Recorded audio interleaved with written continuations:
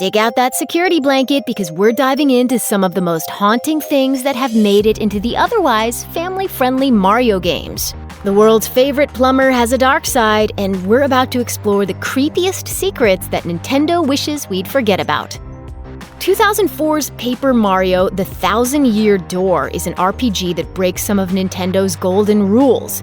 Goombas and Koopas, our usual foes, befriend Mario. Players get to control both Bowser and Princess Peach at certain points in the game, and death is an acknowledged part of the world. The game has a PG-13 kind of tone, especially considering that players can spot a noose, of all things, within the first 10 minutes of gameplay. Rogueport is the seedy harbor town that Mario first arrives at. In the town square is an unmistakable gallows, complete with noose. There's no flavor text that really acknowledges this grisly sight, but its mere existence suggests that Rogueport supports the death penalty. It's a strange image to be confronted with in a game that's rated E for everyone, but we suppose the bright side is that the game never makes any use of the noose. There might not be a public hanging scene in Paper Mario, but the gallows is nevertheless a creepy addition to the town. A level called Big Boo's Haunt might be expected to yield some scares, and it delivers in an unexpected way. In Super Mario 64 and Super Mario 64 DS, there is an old-school jump scare waiting in Boo's Big Haunted Castle. All haunted castles seem to be required to contain at least one grand piano, but the Mad Piano on this level doesn't play a single note, however. Rather, it hungers for flesh. In an otherwise empty room, there is a big grand piano underneath which awaits a red coin. This is a trap, of course, because getting close to the piano spells certain doom for unprepared players.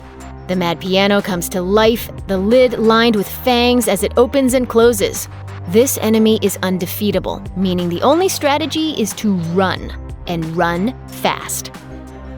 For some players, water levels are the absolute bane of their existence. Navigating the depths requires speed and accuracy as you fight against the floaty forces of water, because dilly-dallying under the waves can spell disaster in the form of drowning. While Super Mario 64 is a kid's game, even the littlest ones know that staying underwater for too long is dangerous. When Mario runs out of air, it's game over. Super Mario 64 makes drowning unnecessarily graphic. When Mario runs out of breath, he chokes and clutches helplessly at his throat. Finally passing out from a lack of oxygen, he does the dead man's float because, well, he's a dead man. We literally watch as he passes out and passes away. Sure, in other games we watch Mario fall into chasms and get bonked by Bowser, but witnessing our hero die such a slow death is unsettling to say the least. Okay, we'll be the first to say that the entire premise behind the beloved Luigi's Mansion games is questionable at best. The presence of ghosts suggests that someone died, leaving behind a wrathful spirit with unfinished business that Luigi hoovers up with a souped-up vacuum cleaner. That doesn't exactly sound respectful of the dead, does it?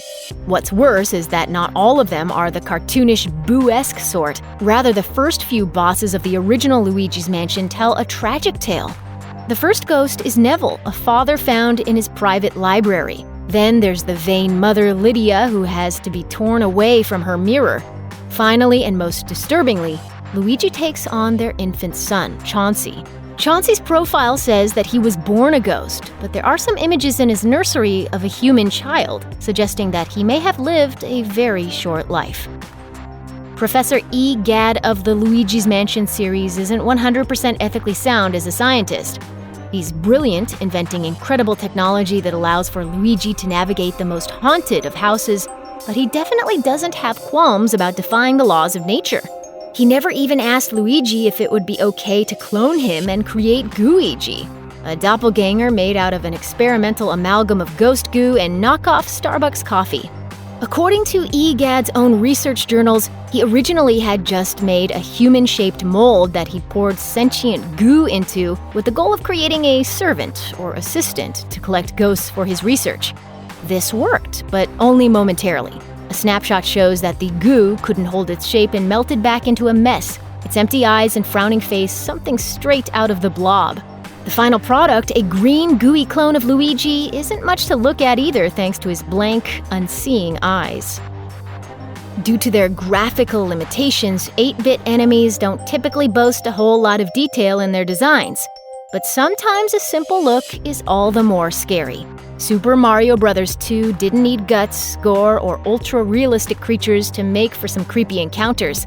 Namely, the enemies guarding keys in the game, ghostly masks known as phantos, are somehow terrifying despite having a pretty simple design. One half of the mask is red, the other white, painted with a wide smile and blank, sinister eyes. The moment anyone picks up a key, these things will dog after players until their dying breath.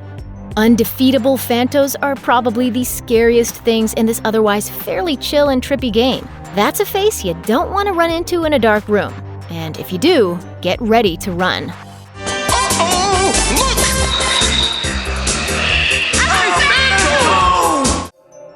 Some of the enemies in Mario games are just too cute to fight. We always feel a little bad bashing Goombas and smashing Shy Guys.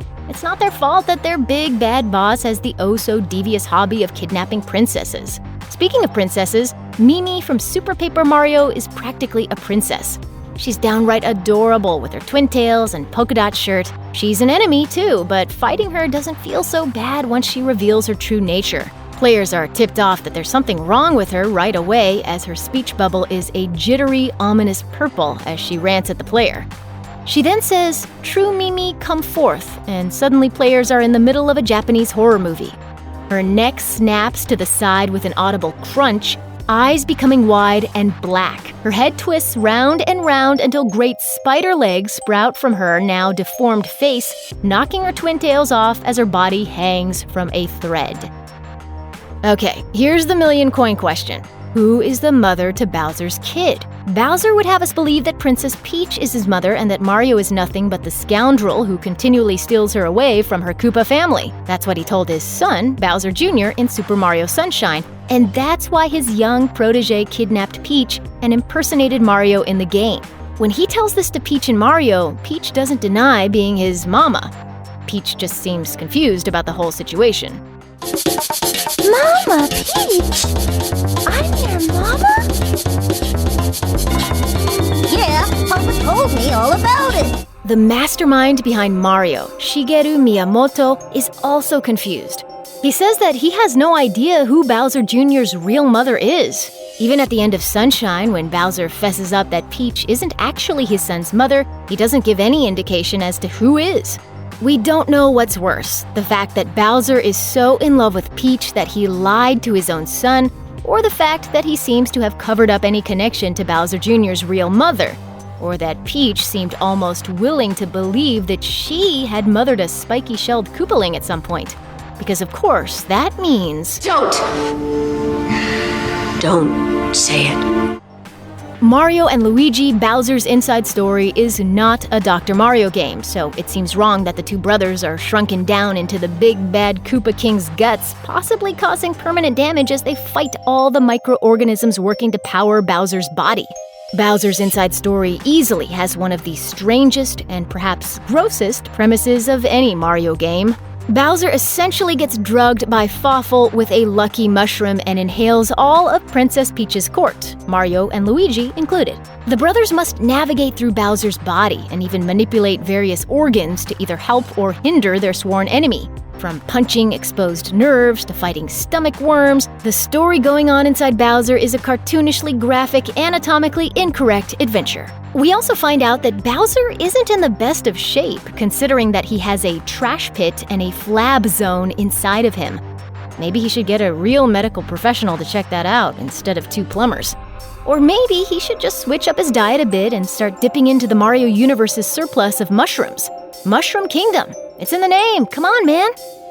So we know to expect some PG-rated scares from the Luigi's Mansion games. They're about busting ghosts, after all. Before the first game was released, however, Nintendo hadn't yet seemed to have mastered the fine line between kooky and creepy. Surprisingly, it wasn't the ghosts that were too scary, it was Luigi himself. At 2001's E3, audiences were treated to their very first look at the otherwise mysterious Luigi's Mansion.